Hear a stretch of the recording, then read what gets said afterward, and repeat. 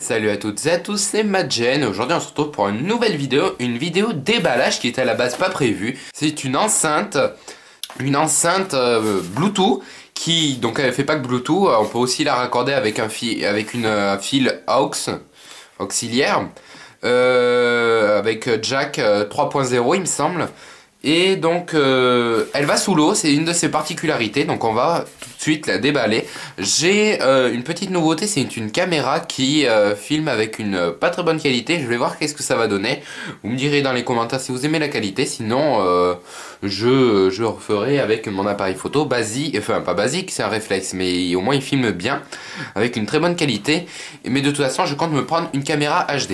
Donc je vais procéder au déballage. Donc ça vient de chez Amazon, comme vous pouvez voir. Je mettrai le lien dans la description.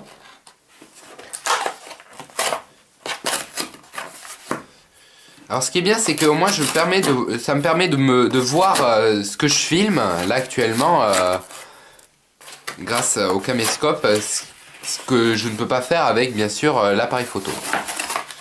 Donc voilà, donc ouverture facile de chez Amazon, c'est toujours pas mal. Alors c'est très petit, hein, c'est une très petite enceinte. Vous voyez peut-être pas parce que c'est zoomé. Mais voilà, comparé à ma main, voilà le carton de l'enceinte. C'est assez petit. Voilà, donc ça se présente comme ça. Donc là on peut voir l'enceinte en question qui est là avec immergé sous l'eau. Donc c'est de la marque VTIN. Donc je ne fais aucun placement de produit, c'est vraiment... Alors ce qui est bien c'est de le mettre à l'endroit, voilà.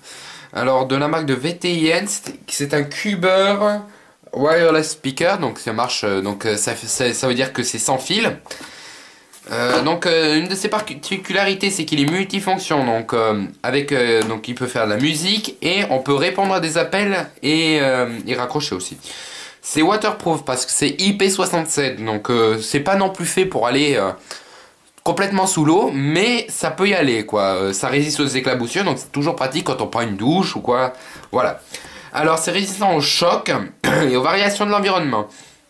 C'est une large batterie, de capacité quoi. Donc qui est de 800 mAh. Avec cette batterie de 800 mAh, on peut la faire fonctionner pendant 8 heures. Alors la taille c'est de 77 par 77 par 31 mm. Donc 31 mm c'est comme ça. Enfin, 31 mm, c'est pas la taille réelle, mais bon, c'est la taille la largeur du boîtier, quoi. Sinon, le reste, c'est un cube, donc voilà, c'est 77 par 77. Ça pèse 130 grammes, c'est très léger, hein. Très très léger. Alors là, par contre, je ne sais pas du tout comment l'ouvrir. Je pense qu'il doit faire coulisser ça, voilà, exactement. Donc voilà, une petite boîte, tout à fait basique, qui s'ouvre facilement, finalement. Voilà, avec la fameuse enceinte qui est à l'intérieur.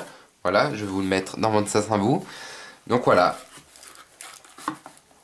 Elle est très petite, hein, c'est vraiment une très petite enceinte. Vous voyez, dans ma main, elle est très petite. Très très petite. Donc on va la voir après, de toute façon. Je la mets de côté. Voilà, un truc pour, au cas où, à cause des livreurs, des fois, on a souvent des objets cassés. Bon, là, ce n'est pas le cas. Parce qu'il y a aussi une mousse protectrice qui est... à peu près dans tous les colis maintenant. Donc un petit manuel d'instruction qui nous sera sûrement pas utile, donc je le mets de côté. Voilà, un truc, c'est aussi bien ça, on met juste le doigt et hop on soulève, voilà. Alors dans ce carton on a donc un petit bracelet, c'est sympa. Au moins on va pouvoir, je pense c'est pour porter l'enceinte en question, je pense qu'on doit l'attacher par là. Et moi ça permet de la prendre autour du bras. Bon c'est sûr que comme ça c'est pas bien grand, mais après à porter autour du bras je pense pas que ça soit très agréable. Alors ensuite on a le petit chargeur tout à fait basique. C'est un chargeur avec une prise tout à fait basique, c'est du micro USB vers du USB. Ce qu'on trouve la plupart des cas, dans la plupart des choses qu'on achète. Et donc une jack 3.0 vers une jack 3.0, donc pour écouter de la musique sans Bluetooth, donc par exemple d'un téléphone vers l'enceinte ou voilà. Voilà, donc ça en est tout, la boîte est vide. Je la mets de côté avec la petite décoration, on va appeler ça comme ça. Et donc tout de suite, je vais ouvrir l'enceinte, je vais voir si elle est chargée, sinon c'est pas grave, je vais la mettre à charger. Donc son design est plutôt chouette. Alors voilà, donc design assez...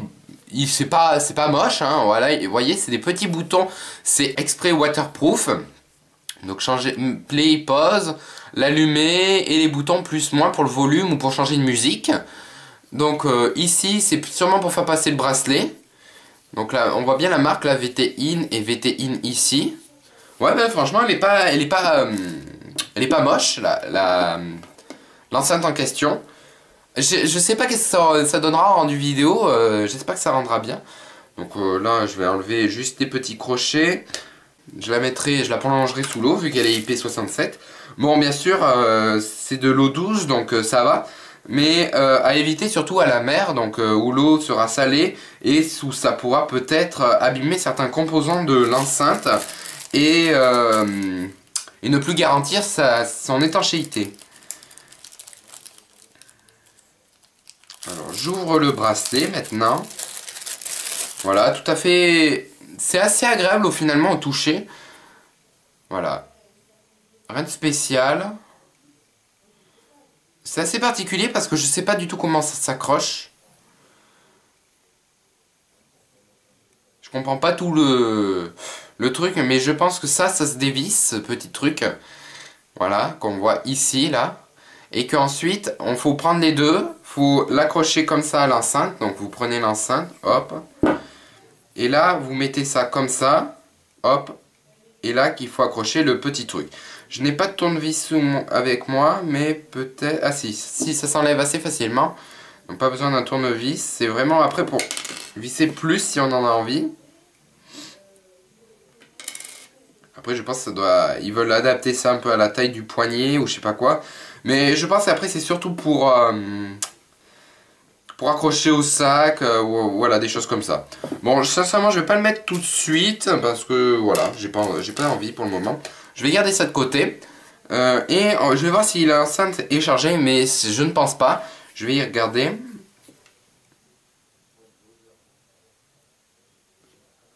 Non, elle n'est pas chargée. Bon, écoutez, le câble n'est pas bien long, hein, vous voyez peut-être pas, mais il est assez court. Je vais la charger dans la prise la plus proche et je relance la vidéo.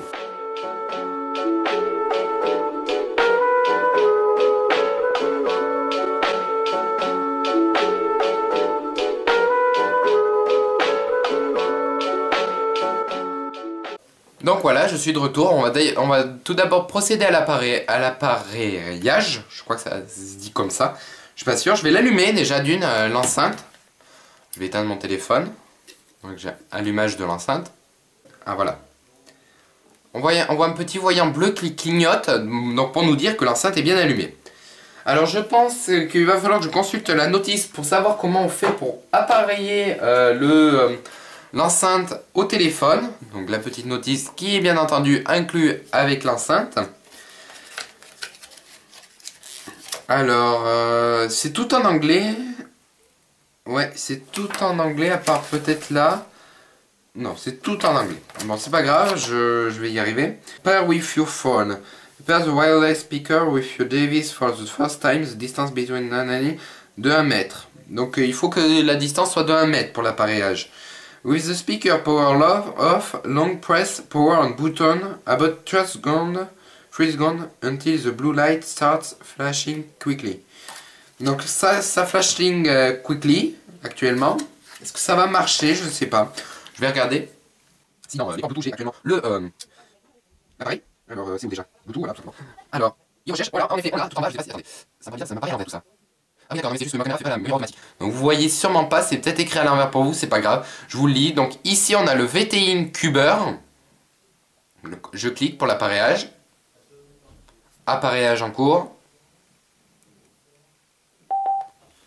Donc là un signal de l'enceinte qui nous dit que c'est bien connecté pour son d'appel et multimédia. Donc je vais tester ça tout de suite avec une musique. Donc ça c'est les photos, je ne veux pas. Moi mon application, si vous me la demandez sur le téléphone, c'est Go Music. Mais écoutez, moi j'aime bien les Mystérieuses Cités d'Or ou One Piece. Attendez, One Piece ça marchera peut-être. Fortune gloire et pouvoir. Les basses sont très présentes. Toutes les richesses du monde. Son nom, Gold Roger, roi des pirates. Je vais augmenter le son. Il incitèrent les hommes de toute la planète à s'aventurer en mer. Donc là c'est le maximum. Je vous le laisse si vous voulez. Trouvez-le. Je l'ai laissé quelque part dans ce Elle vibre. Tous se lancèrent sur la route de Grand Line dans l'espoir de mettre la main sur ce fameux trésor. Le monde entier connut alors une grande vague de piraterie. Je vais éteindre.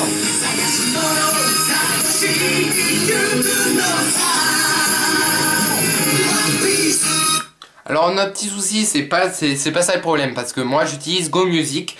Donc cette application Go Music, elle ne permet pas d'arrêter la musique avec un appareil Bluetooth. C'est ça qui est dommage avec cette application, il faudrait peut-être une mise à jour.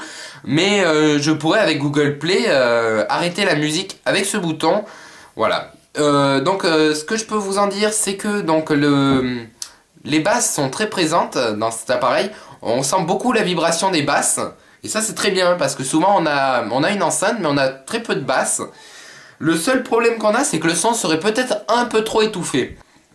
Mais sinon c'est pour une enceinte qui coûte 9,99 €, je trouve qu'elle marche très bien. Surtout si elle est waterproof, ça c'est vraiment très très bien. Donc eh bien, écoutez, tout de suite on va tester son étanchéité sous l'eau pour voir qu'est-ce que ça donne.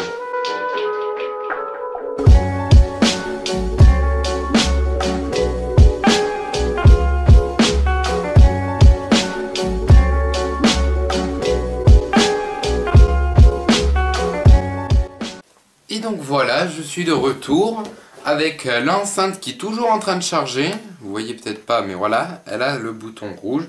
Je suis venu avec une bassine d'eau par-dessus à mon ordinateur. C'est un peu risqué tout ça, mais bon, c'est pas grave. Donc tout de suite, ce que je vais faire, c'est la première des choses que je vais faire d'ailleurs, enlever mon ordinateur de là pour éviter qu'il prenne l'eau parce que lui, il n'est pas waterproof.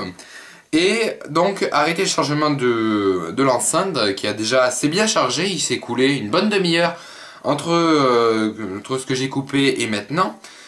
Et donc je vais la débrancher tout de suite. Fin du chargement. Hop, je la mets de côté.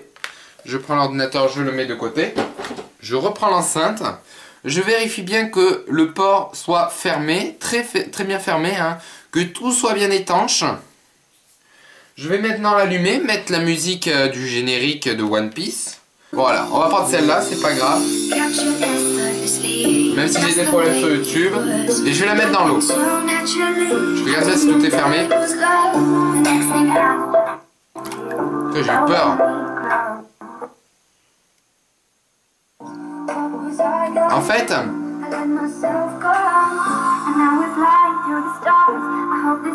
voilà, ça coule. Mais bon, ça marche bien, mais le problème c'est que dans l'eau, ça passe pas très bien. Waouh, regardez. Là, on voit bien les basses maintenant.